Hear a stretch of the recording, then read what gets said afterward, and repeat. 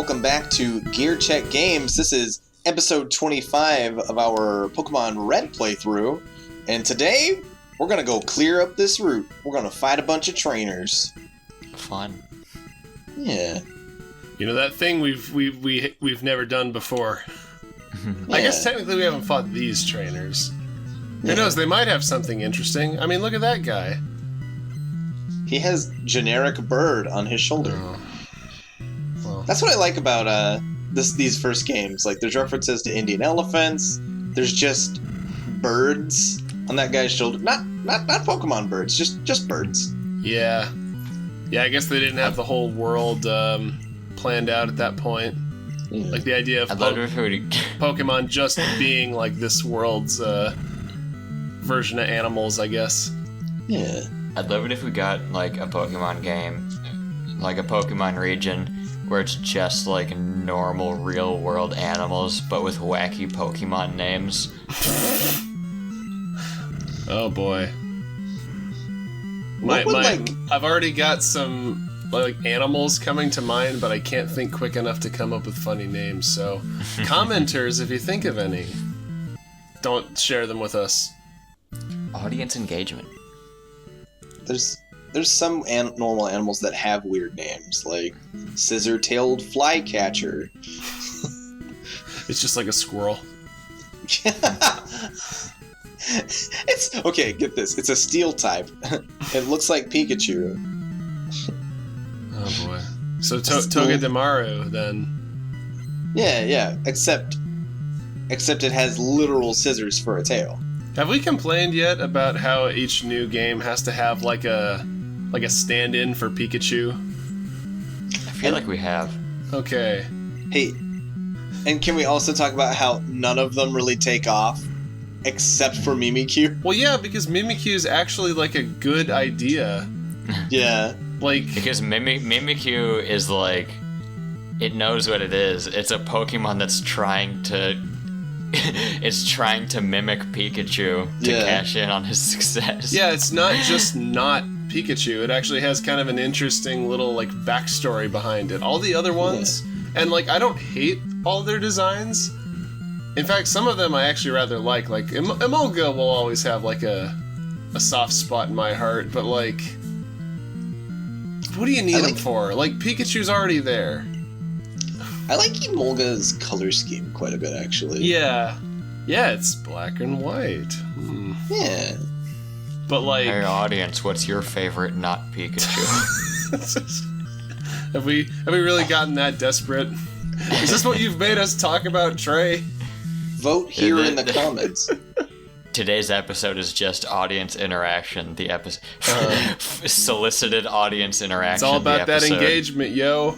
It's the most exciting thing that will happen in this episode, because it's just going to be me fighting lasses and bird trainers all day. Oh boy. Make sure to like, comment, and subscribe on our video. Tell us why you, I don't know. What was that? That was Harvey Birdman making his appearance. Oh, I see. Oh. It won't be his Briefly. last. Boy. Observe, lad. Yes. It looks he sure like is. Lad is screaming, but also his flower is screaming as well. Oh yeah, it kind of has like little teeth in the center. You know what annoys me about this sprite? I'm gonna go off on a tangent. Oh, I can think of several things that annoy me about the sprite. Well, his flower actually looks really good, and it has proper perspective, unlike Vileplume. Yeah. Well, slightly more proper perspective. Yeah, they just couldn't get Vileplume right in either sprite version. You know what bugs me about this sprite is that it's better than Vileplume's sprite. Yeah. Truly a sound argument. Oh, I mean, coming from me, Venusaur is the best grass Pokemon of all of them, but Yeah. that's just me. And he ought to have a sprite that does him justice, damn it. Yeah. I know I've already gone off on a tangent before about how uninspired his Mega was, so I won't bore the audience with that again. Oh yeah. Oh wait, no, that's a spoiler. Never mind. Wait. I was about to talk about some spicy Gen 8 leaks I read about, but Oh boy. wait, you don't care about spoilers, Trey, do you? yeah. I guess our audience might. Never mind. If the audience wants to message me directly about spoilers, they can. It's not about the spoilers for me. It's about the journey. Spoil everything, please. Hey viewers, if you don't want to hear spoilers, make sure to leave a comment saying, "No way, no spoilers." Have we seen that trainer class yet? The engineer? I don't think so. And if we have, I apologize. In fact, I apologize just in general for like any repeated information you might be getting in these episodes. We record these. It's been like 2 weeks since we recorded the last one of these. Yeah. That brings me to a point about these engineer trainers. I figured the engineers and the rockers and some of the scientists should have been in I almost called it the electric house, the power plant. What a name. Also, The Electric House. yeah, I was about to say that's a really good band name. That sounds like a genre. Yeah. Electric House. Oh wait, it's just Electro House. It's the Electric House Band. See? It's the Electric Light Orchestra. Yes. Oh yeah. Here's Mr. Magneton. Why? Okay, this is one of those early game trainers that bugs me. That's like, oh, here's an easy mon, and then here's a fully evolved mon with like really good stats and a pretty versatile move set that could just F you up. Yeah. Oh 'Cause yeah. You should. Worth mentioning, all of these trainers that Trey's fighting right now, he could have done this before fighting Lieutenant Surge. Yeah. Well, no, I'm not trying to rag on you. I'm just saying, like, that Right. Magneton, you could run into that thing before Surge. Yeah. And I guess it wasn't as bad in Gen 1 because he didn't have his steel typing yet. But still. Magneton's nothing to sneeze at. Yeah. Plus, once he gets his steel typing, like you said, his defensiveness goes way up. Mm-hmm, definitely. Like, he's an incredibly formidable mon. Plus, he gets that third evolution that's just, like, he just looks like a UFO. He's cool. Yeah. Yeah, I never cared much for the design of Magnezone. Oh. Not that I was super attached to Magnemite and Magneton, but I don't know. It just doesn't really match them. Because, like, Magnemite and Magneton both look, like, really similar to each other. Yeah. Probably because Magneton is just 3 Magnemites stapled together, but who's counting? But Magnezone, I guess you could argue that they pushed the design a little further by, like, trying to make it look more distinct from the other two. Yeah. But honestly, to me, it just doesn't fit. Like, I think they could have done a better job of making it, like, coexist more harmoniously with the other two. On that same vein, do you also think that Magnifier and Magmortar don't fit? You know what, though? Those I'll give more... Well, okay, Electivire, I think... Or yeah. Electivire fits better than Magmortar, in my opinion. But those, to me, are a little different, because, like, we had Magmar in Gen 1, Magby in Gen 2, and Magmortar in Gen 4, and all of those kind of have their own, like, art style, like, derivative of, like, the game they came from. Yeah. So, those, to me, those fit a little better, as opposed to Magnemite and Magneton, which come from one game and look a certain way, and then Magnezone, which came later and looks, like, completely different. He also looks like sharper than the other ones. Just I guess crisper. A recent example of them doing that well would be Obstagoon from Sword and Shield. Yes. Because they actually made new redesigned forms of...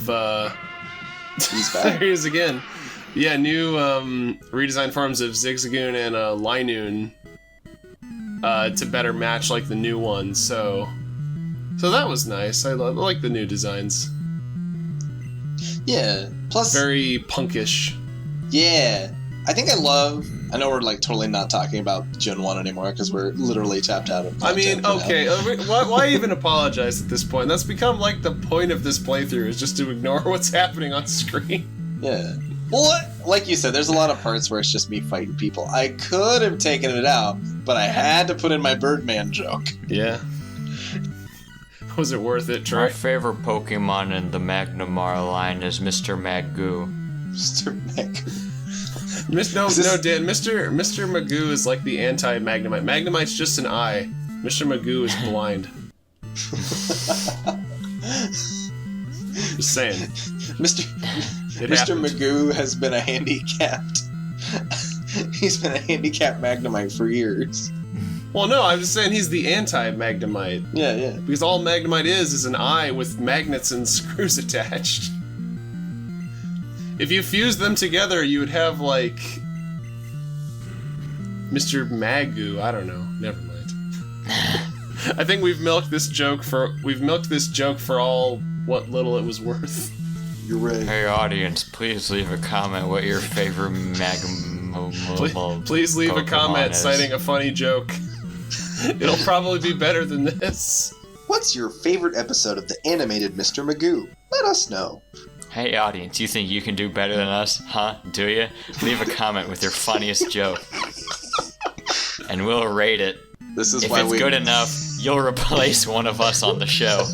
Dan, now let's not make promises we don't intend to keep. Is this like playing Russian roulette? Tugs at collar. It's so hot in here. I still can't get over how big Dragonair's head is in that sprite. She's really close to the camera. She's scared of the opponents. I guess.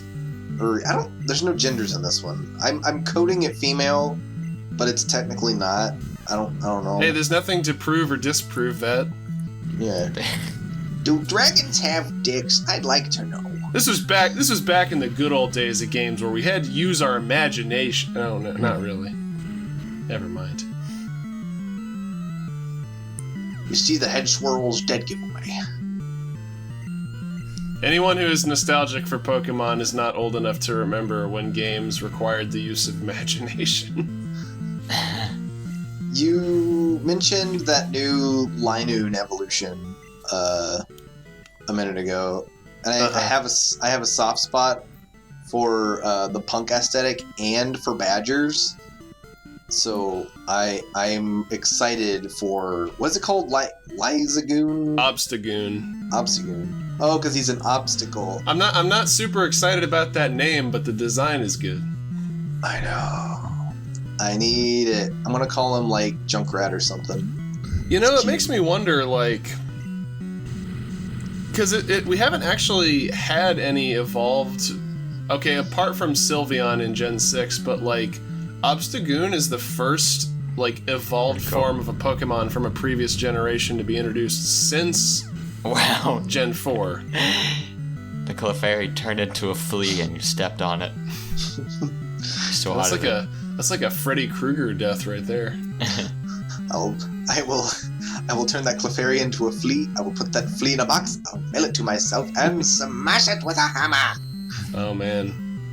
So I've been playing a lot of Hollow Knight recently, and there's an item in that game that lets you swim through acid, and it's called Yzma's Tear. So there's your tip, all you Hollow Knight players. I didn't tell you where to find it, but I told you that it exists. That reminds me, Joe. I know on the outside you've been mentioning that you've been playing a lot of Castlevania. Yeah. Not even on the outside. That's been in like our last 3 games. Yeah. I picked up the Castlevania Duo on PS4, and I'm having fun with Symphony of the Night. Oh, nice. Yes. Doesn't that have like redone voice acting too? Yeah, and to its to its credit, it's much better than the original voice acting. You don't get the Mimi stuff, but I'll keep it. I defeated the first boss. It took me 2 tries, but I did it. The axe is my best friend. Yeah. I love the axe. That's one of those games that has silly button combinations to do your special moves. I'm like, is this a fighting game or an action game? Yeah, I remember that. That's so weird that Symphony of the Night of all games still has like multiple button inputs for like your sub weapon, because Castlevania 4 was like, hey, so we've got whip on Y, jump on B, let's just put the item on R, like that way you know there's no confusion.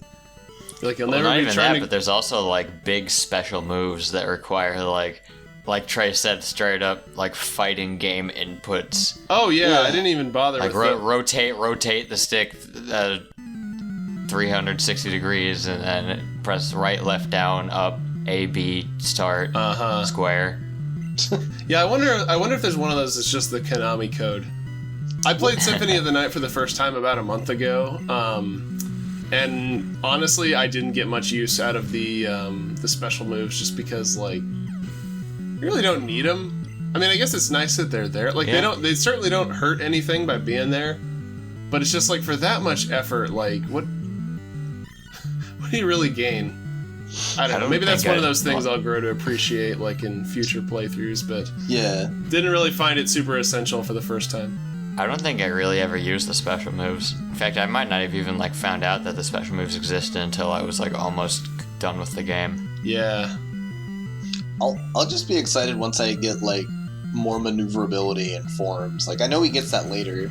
Like, in the intro, you get to play as Richter, and Richter's all over the place. Like he's got an awesome moveset. Fun fact: depending on what you do in the first Richter fight, it'll determine what you start with as Alucard. Really? Yeah, I read that. Apparently, I think for the best possible stats, you have to like finish Dracula with 0 hearts in your inventory. Oh. And like, I don't know. I don't remember what the rest of it was. It might have been like max health combined with that, but I'm pretty sure 0 hearts in your inventory was part of it. I didn't do well in the Dracula fight at all. Neither did I. Whatever her name was, not the I Sypha. died on my first time. Well, yeah, because that's what happens, because like you don't like if you're coming from like previous Castlevania games. I mean, unless I guess you played Rondo of Blood, but I don't even think he has that many moves in that game. But like you assume, it's like Castlevania. He can jump and he can whip. Like, okay, I understand that. He's back. Yeah, I think there was like I played through that part and I just like died to him and it continued the game. I was like, all right, I guess that's like supposed to happen or something. I don't know. But if you actually, and I think later in the game you see like a flashback sequence and Richter's like doing these crazy like holy water rain and like. Well, yeah, what it is Grand Cross and all that. And I was like, wait, you can do that? The guy, the librarian, is selling like boss strategy videos.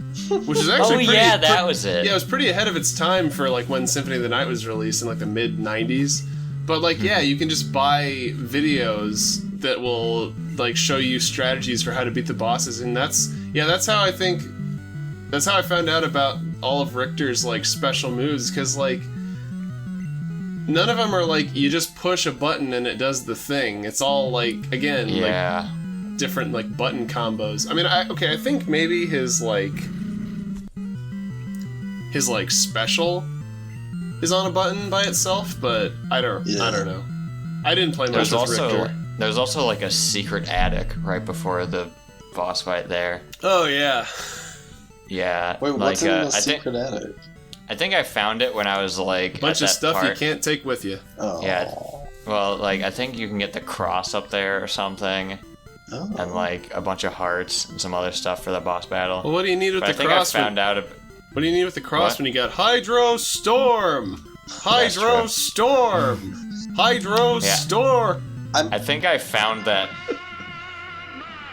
There he goes again. I think I found that attic when I was like in that area as Alucard, like way later in the game, and I was like, I wonder if that's there, like in the flashback sequence. And sure enough, it was. And I think it's also there in the actual like Rondo of Blood game or whatever.